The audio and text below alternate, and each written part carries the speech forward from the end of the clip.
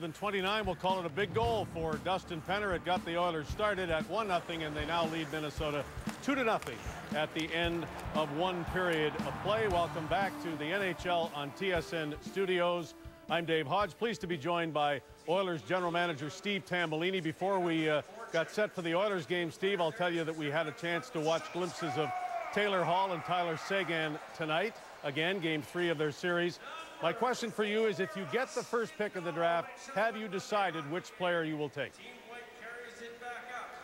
No, I've been asked that before, Dave, and I purposely have made sure we have not made our choice, and I have not given my preference to our scouting staff.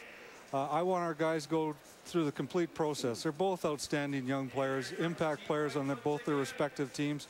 But I want our guys to go through the process of watching them right through to the end, the interview process. And when we get to June, we'll sit down. It's going to be a few days, obviously, of very, very important meetings, and we'll make our final selection then. Maybe I can go this far with you then. Have you decided that it will be a forward? I can't tell you that either, Dave. So does that mean you're considering more than 2 players? Well, I purposely, I mean, obviously, Seguin and Hall have most of the year separated themselves from the rest of the draft. They're both outstanding young men, explosive players, a little bit different the way they create offense, but outstanding players. So they look like they've separated themselves from the pack. All right, we'll take that for what it means. There's been some discussion about a comment you made that indicated that your scouts would basically determine your pick. Would you verify or clarify that? Well, I think it's important. Stu McGregor is our head amateur scout.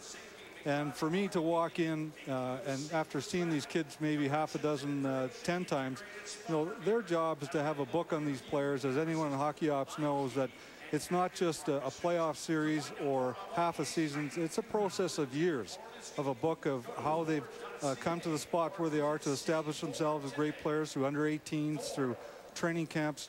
And, you know, it's important for them to come to me with a decision. My job is to make sure I give them a criteria of what I think is important in the makeup of an Oiler, what we are looking for going down forward in the draft past this year, so that they're very clear on what we're looking for. There's a lot of similarities in between these 2 players here, and I want to see what they come up with. I'm going to suggest at the end of the day, Dave, it's my responsibility for the selection. There's no question about that. But it's also my job to give them the criteria for what I'm looking for. I will call it then that they're making the call on the ice and you're the video review. Good luck. I hope you get it right. Thank you very much. Steve Tambellini, non-committal, uncommittal. I think we know he's going to take it forward, and I think he knows he's going to take it forward.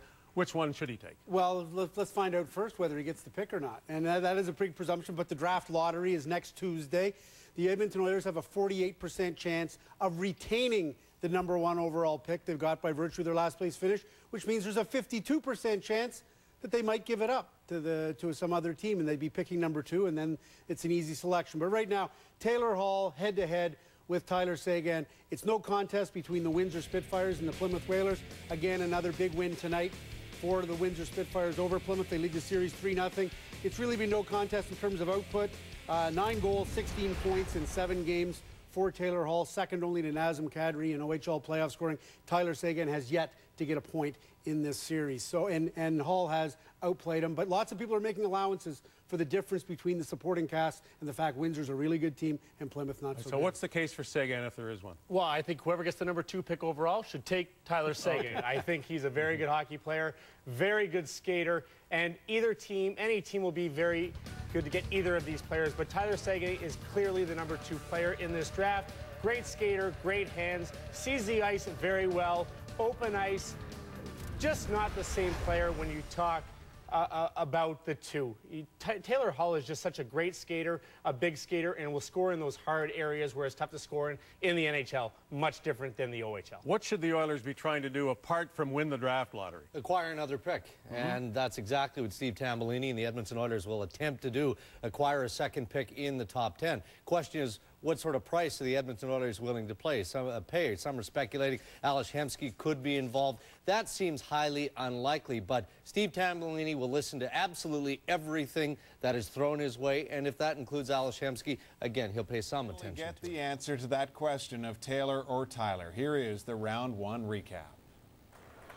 With the historic first selection in the National Hockey League Draft 2010, I'm extremely excited to select from the Windsor Spitfires, Taylor Hall. It was him all along. All I can tell you is this: he's the best player today on that draft floor. He is the best player. And he becomes just the 6th player in the history of the draft to win the Memorial Cup and then be drafted 1st overall in the same year. He's got power, he's got speed, he's got finish, he knows how to make it happen at key times, and Bobby, this guy gets winning. He gets it. For all, let's send it back to the desk. Brian?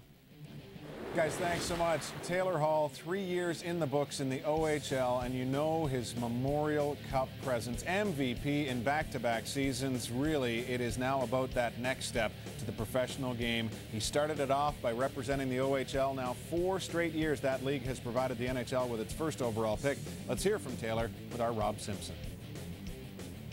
I have to ask you, we probably talked about it already 1,000 times, but the moments leading up to that and the few moments right after your name gets called as a top pick. Yeah, I was talking to a TSN guy, and he said they wouldn't make their pick till 4:30, and they ended up making it at 4:15. So it's actually kind of a good thing. I didn't get to think about it too much, but as soon as he went up there and he said Windsor Spitfires, my mind went blank. It was just so emotional for me and my family, and just to be included with this draft class is tremendous. And interesting, the #1 pick last year is the guy you kind of describe as your role model. It kind of explained the John Tavares relationship. I don't really talk to him a whole lot. Just the big thing was that I saw what he went through at the draft last year, and I knew that if I played well enough, I could put myself in an opportunity to be in that position. So I knew that if I handled the media well, and I think I have, then I could put off a good image like he did. It's interesting. You grew up in Ontario, but born in Alberta, so you're kind of going home. Yeah, I grew up, a semi-Flames fan. I was always just an NHL fan, so it's interesting how it's come full circle. I was playing on the backyard rinks in Calgary, and now I'm playing in the bright lights in Edmonton. So it's going to be pretty awesome. Lay out the rest of the summer for us. Like what happens next, and how do you now prepare as we roll through summer here for next fall? Just a lot of training. I want to make that the NHL next year. I think I have a lot of steps to improve on. Hopefully I can work hard and really go into camp with a lot of confidence and a lot of maturity and show that I belong there. Both you and young Mr. Sagan, in your description on this questionnaire of your shootout technique, you both mentioned the term cheese. One goes high cheese, one goes mid cheese. This might be the generation gap, but cheese? All comes from top corner.